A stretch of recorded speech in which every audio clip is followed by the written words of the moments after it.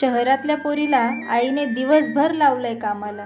नमस्कार मंडळी, माझं नाव पल्लवी. सुरुवात करते आजच्या व्हिडिओला. थोडं काय निवांत बसली होती हो, पण मम्मीला तेही बघवलं नाही गेलं. मोबाईल घेतला आणि गेली बाहेर निघून. म्हटलं चला, माझी जी रोजची कामं आहेत ती तर मला करावीच लागणार आहेत ना. मग काय, झाडू मारून घेतला, गॅस स्वच्छ पुसून घेतला आणि लगेच लागले फरची पुसायच्या तयारीला. मंडळी, मला खूप कंटाळा आलेला होता बरं का आज झाडू फरशी करण्याचा.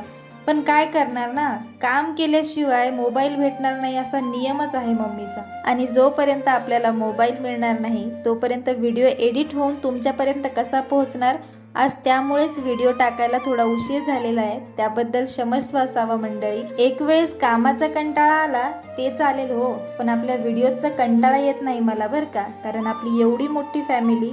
हे बघा, मी फरची पुसली आहे तरी त्याच्यावरून पाय घेऊन चालली आहे. का परेशान करते काय माहिती मला. आज तिने ठरवलंच आहे की मला कामाला लावायचे.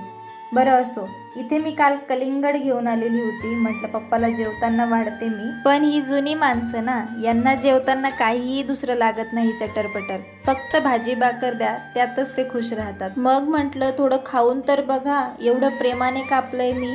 माझ्या शब्दाला मान देत मम्मीने एक फोड उचलली. तिला विचारलं गोड आहे का, तर बोलली हो. म्हटलं आता हे तर जेवण करतायत तर कलिंगड काही खाणार नाही, म्हणून स्वतःसाठी प्लेट रेडी केली आणि पप्पासाठीही रेडी करून ठेवलेलं होतं. म्हटलं तुम्ही जेवा, तोपर्यंत मी बाहेर जाऊन मस्त कलिंगडचा स्वाद घेते. मंडळी, तुमच्यापैकी कोणाकोणाला कलिंगड फार आवडतंय त्यांनी कमेंट बॉक्समध्ये सांगायला विसरू नका हा मला. मम्मीने मात्र आज ठरवलेलंच होतं, कामाची लिस्ट ताईकडे देऊन जायची तेवढी.